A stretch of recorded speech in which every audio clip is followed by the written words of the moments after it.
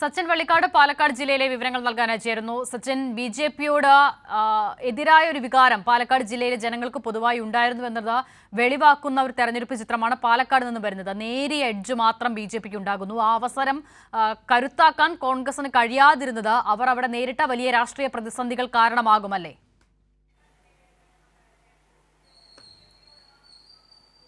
തീർച്ചയായും അസിത, 2020 LDFന് വലിയ രീതിയിലുള്ള മികച്ച മേൽക്കോയ്മ പാലക്കാട് ജില്ലയിലുണ്ടായിരുന്നു. കാരണം പാലക്കാട് ജില്ലാ പഞ്ചായത്തിലെ 27 സീറ്റുകളിൽ LDF ആണ് വിജയിച്ചത്. എന്നാൽ ഇത്തവണ 19 സീറ്റ് നേടാൻ വേണ്ടി മാത്രമാണ് LDFന് സാധിച്ചത്. ബാക്കി 12 ഇടത്ത്, അതായത് ഇത്തവണ ഒരു ഡിവിഷൻ കൂടെ അധികമായിട്ടുണ്ട്. 31 ഡിവിഷനുകളാണ് ഇത്തവണ ഉണ്ടായിരുന്നത്. അതിൽ 19 സീറ്റ് LDF നേടിയപ്പോൾ 12 സീറ്റാണ് ജില്ലാ പഞ്ചായത്തിൽ UDF നേടിയിട്ടുള്ളത്. എന്നാൽ ബ്ലോക്ക് പഞ്ചായത്തുകളുടെ കണക്കെടുക്കുമ്പോൾ 9 ഇടത്ത് LDF വിജയിച്ചപ്പോൾ 3 UDFും വിജയിച്ചു. ഒരിടത്ത് സമനിലയാണുള്ളത്. ഗ്രാമപഞ്ചായത്തുകളിൽ 46 ഇടത്ത് LDF ആധിപത്യമാണ്. ഇത്തരത്തിൽ LDFിൻ്റെ ഒരു മേൽക്കോയ്മ ഗ്രാമ ബ്ലോക്ക് പഞ്ചായത്തുകളിലെല്ലാം ഉണ്ട്.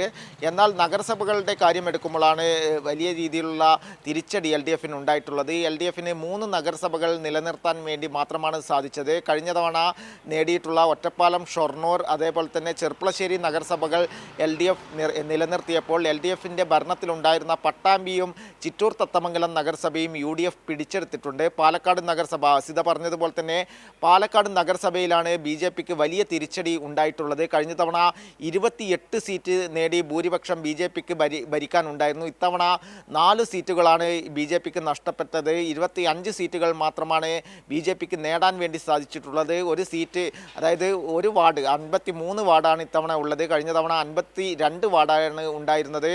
അതിൽ BJPക്ക് എതിരെയുള്ള ഒരു വികാരം ഉണ്ട് എന്ന് തന്നെ നമുക്ക് മനസ്സിലാക്കാൻ വേണ്ടി സാധിക്കും. അത് ഗുണം ചെയ്തത് UDFിനേക്കാൾ കൂടുതൽ LDFിനാണ്. കാരണം LDFിൻ്റെ 2 സീറ്റുകൾ വർദ്ധിച്ചിട്ടുണ്ട്.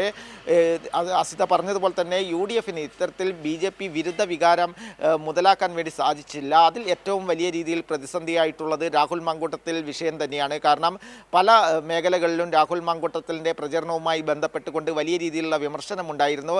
ഇന്ന് പോലും അത്തരത്തിലുള്ള ഒരു പരിഹാസമായ കാര്യങ്ങളാണ് ജയിച്ച സ്ഥാനാർത്ഥികളുടെ ഭാഗത്തു നിന്നും ഉണ്ടായിട്ടുള്ളത്. 3 സ്ഥാനാർത്ഥികൾ ജയിച്ചവർ രാഹുലിൻ്റെ അനുഗ്രഹം നേടാൻ വേണ്ടി രാഹുലിൻ്റെ ഓഫീസിൽ നേരിട്ടെത്തുന്ന ഒരു കാഴ്ച കാണുകയുണ്ടായി. കാരണം കോൺഗ്രസ് പുറത്താക്കി എന്ന് പറയുമ്പോഴും പാലക്കാട്ടെ ഒരു വിഭാഗം കോൺഗ്രസ് നേതാക്കളെല്ലാം രാഹുലിനൊപ്പം നിൽക്കുന്ന കാഴ്ച തന്നെയാണ് നമുക്ക് കാണാൻ വേണ്ടി സാധിച്ചത്.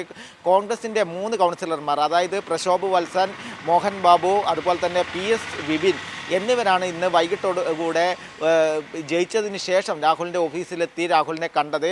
ഇത്തരത്തിൽ പരിഹാസമായ ഒരു കാഴ്ച തന്നെയാണ് നഗരസഭയിലും അതേപോലെ തന്നെ കോൺഗ്രസിൻ്റെ ഭാഗത്തു നിന്നും ഉണ്ടായിട്ടുള്ളത്. അത് BJPക്കെതിരെയുള്ള ഒരു വികാരം പോലും മുതലാക്കാൻ വേണ്ടി കോൺഗ്രസിന് സാധിച്ചിട്ടില്ല. എന്നാൽ ഇടതുപക്ഷത്തിൻ്റെ ഒരു മേൽക്കോയ്മ തന്നെ ജില്ലയിൽ ഉണ്ട് എന്ന് തന്നെ അടിത്തറ തകർന്നിട്ടില്ല എന്ന് തന്നെയാണ് മനസ്സിലാക്കാൻ വേണ്ടി സാധിക്കുന്നത്. ഗ്രാമപഞ്ചായത്തുകൾ എടുത്താലും അതേപോലെ തന്നെ ബ്ലോക്ക് ജില്ലാ പഞ്ചായത്തുകൾ എടുത്താലും LDF മേൽക്കോയ്മ തന്നെയാണ്. ഇത്തവണയും LDF തന്നെ പാലക്കാട് ജില്ലാ പഞ്ചായത്ത് ഭരിക്കും എന്ന കാര്യത്തിൽ സംശയമില്ല.